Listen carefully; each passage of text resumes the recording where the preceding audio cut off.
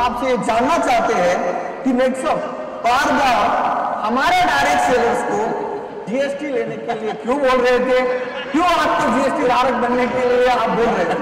Sir मैं यहाँ पर बोलना चाहूंगा, लेकिन नेटसप 22 साल से काम कर रहा है, आज तक तो जीएसटी के लेकर नहीं बोला ना। जब रूल्स आया, रूल्स को सबसे पहले नेटसप ने समझा और समझने के बाद इंडिया का पहला डायरेक्ट सेलिंग कंपनी जो नेटसप ने जीएसटी को कंपलसरी किया।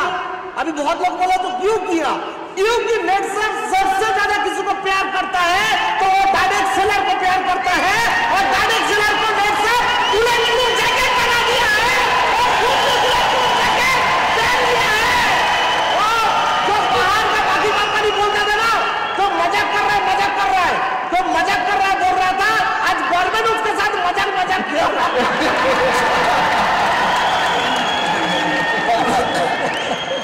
मतलब आपका कहना ये है बेबू सर कि हमने ये जो जीएसटी है, आपका कहना ये है कि हमने हमारे डायरेक्ट सेलर को प्रोटेक्ट करने के लिए, सिक्योर करने के लिए जीएसटी लाया जी। ओके, मैं कुछ इधर बोलना चाहता हूं सर। ये जीएसटी क्या चीज है पहले समझना चाहिए सर।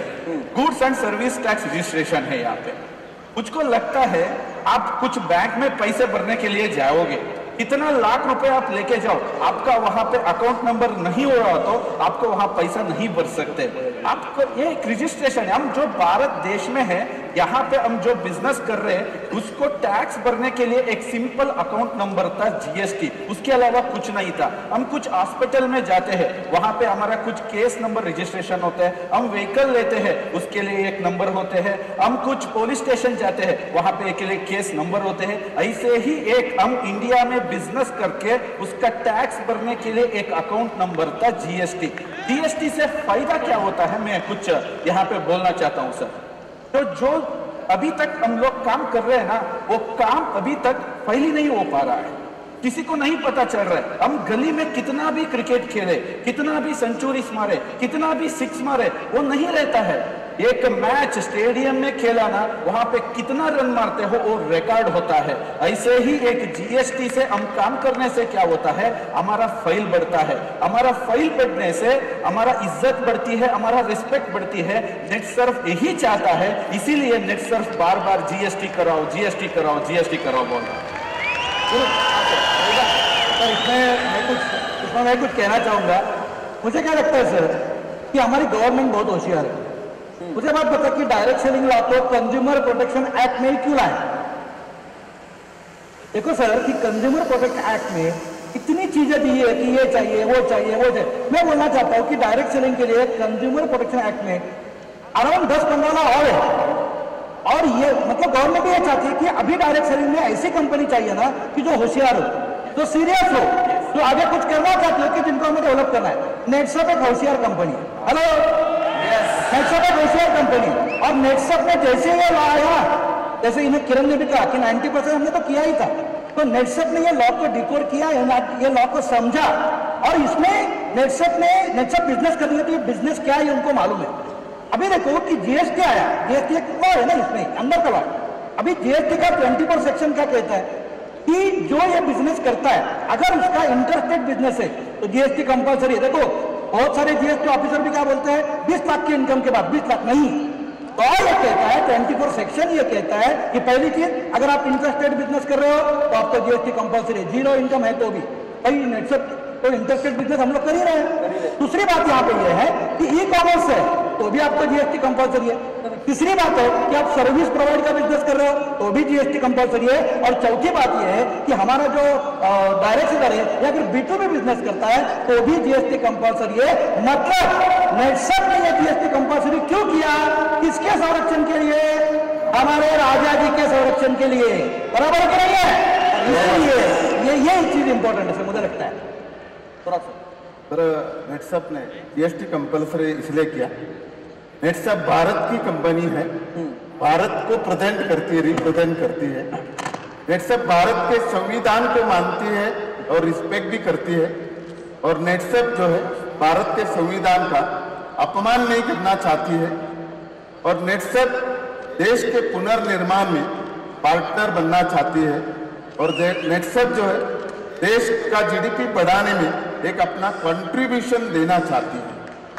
यानी अगर हम लोग जीएसटी निकालते हैं, जीएसटी भरते हैं, तो सर ये अच्छी बात है ना, यानी क्योंकि हर टाइम ये जरूरी नहीं है कि देश हमारे लिए क्या कर रहा है, ये भी जरूरी होता है कि हम देश के लिए क्या कर रहे हैं। क्या बात, यानी सभी जानते हैं कि जैसे डायरेक्ट सेलिंग एक ऐसा बिजनेस है जहां पे यानी एक आम आदमी को खास बनने का वहां पे मौका मिलता है। या तो डायरेक्ट सेलिंग एक ऐसा बिजनेस है जहां पे कम समय में हमारे जीवन के सारे सपने पूरे होते हैं, इसलिए बहुत सारे लोग जो है अपना सब कुछ छोड़ छाड़ के फुल टाइम काम करना शुरू कर देते हैं। इन्हें फिर जॉब छोड़ देते हैं, है वो बिजनेस बंद कर देते हैं। अभी समझो अगर जीएसटी नहीं निकालेंगे और अगर नेटसर्फ अगर उनको कमीशन देगा तो ये इलीगल है ना, और गलत काम कितने सालों तक कर सकते हैं? 1 साल, 2 साल, 3 साल, वो तो चोरी है, वो कभी ना कभी तो पकड़ी जाएगी, फिर गवर्नमेंट गला दबाएगी। फिर हमारे जो डायरेक्ट सेलर अपना सब कुछ छोड़ छाड़ के सारा दाव पे लगा के अगर करियर करने आए थे तो उनका करियर फ्यूचर खराब हो जाएगा, सारे सपने टूट जाएंगे और वो रोड पे आ जाएंगे। अभी हमने कुछ महीनों पहले देखा है कि कुछ कंपनियों ने ये सारी चीजें हल्के में ली थी, अभी उनके डायरेक्ट सेलर को कितना भारी हुआ वो उनका पूरा रोड पे आ गया। यानी इतने सालों का करियर उनका खराब हो चुका है उस चक्कर में। अभी नेटसर्फ ने 25,000 लोगों का जीएसटी निकाला है, यानी आने वाले कुछ महीनों में सारे लोग जीएसटी उनका चला जाएगा। मतलब हमारे सारे डायरेक्ट सेलर का करियर अभी सिक्योर हो चुका है। नेटसर्फ ने अपने कोई निजी फायदे के लिए जीएसटी लगाना या लगाया नहीं, निजी फायदा नेटसर्फ का यही फायदा है कि हमारे लोगों का फायदा यही नेटसर्फ का निजी फायदा है। मतलब थोराब साहब का कहना क्या है, समझने की कोशिश करो कि आपका कंट्रीब्यूशन ये राष्ट्र निर्माण में हो, इसलिए जीएसटी निकालने के लिए हम बोल रहे हैं। तो आपका भी इसमें बहुत बड़ा कंट्रीब्यूशन होगा, यानी कि हम भी कुछ तो भारत के लिए, इस इंडिया के लिए कुछ कर सकते हैं। जी सर, मेरा कहना ऐसा है, मतलब बहुत बड़े बड़े जवाब हुए, सिंपल समझे कि जैसे भारत के नागरिक है तो आधार नंबर, आपको बैंक में अकाउंट खोलना है तो पैन नंबर चाहिए, वैसे आपको बिजनेस करना है, व्यापार करना है तो व्यापार करने का नंबर जीएसटी नंबर, सिंपल। आप लोगों ने लॉज को ठीक से पढ़ा है, तो उसमें जो हम लोग बोले ना अभी कंप्लायंसेस, तो ये गवर्नमेंट को सबमिट जब करना था तो उसमें एक उन्होंने जो रूल दिया था या फिर एक दूसरी क्लॉज दिया था, उसमें यह लिखा गया था कि आपको आपके कंज्यूमर्स, जिसको हम लोग पहले यूजर बोलते थे, तो आपको कंज्यूमर्स और आपके डायरेक्ट सेलर्स को अलग करना बहुत जरूरी है, डिफरेंशिएट करना बहुत जरूरी है। तो अगर हम लोग इसको डिफरेंशिएट करेंगे तो ही हम लोग कंप्लायंसेस कर पाएंगे। तो इनको डिफरेंशिएट किस तरीके से किया जाए, क्योंकि हम लोगों ने तो सारे यूजर्स जो थे उनको तो डायरेक्ट सेलर बना दिया था पहले, तो इनको अगर हम लोगों को कंप्लायंस लेना है तो हमको इनको डिफरेंशिएट करना बहुत जरूरी था। इतने हमारे कंज्यूमर्स है, इतने हमारे डायरेक्ट सेलर्स हैं, तो इसके लिए, और ये बाकी तो सब रीजंस तो इन्होंने बताया आपको जीएसटी क्यों चाहिए। तो ये हम लोगों ने जब जीएसटी बोला, जो सीरियस बिजनेस करने के लिए लोग आए हैं वो डायरेक्ट सेलर बनेंगे जीएसटी निकालने के बाद। तो ऐसे 25,000 हमें डायरेक्ट सेलर्स मिले जो जीएसटी जिन्होंने निकाला है। तो अभी ये 25,000 हमारे कौन हो गए, उसमें से आप सब भी हो, तो आप लोग सीरियस बिजनेस करने के लिए यहाँ पे आए हैं, और जिन्होंने जीएसटी नहीं निकाला है वो सारे हमारे कंज्यूमर्स हो गए हैं। उसके साथ उसमें ये भी एक था क्लॉज कि आपको एक्टिव और इनएक्टिव डायरेक्ट सेलर जो है उनकी भी लिस्ट देनी है।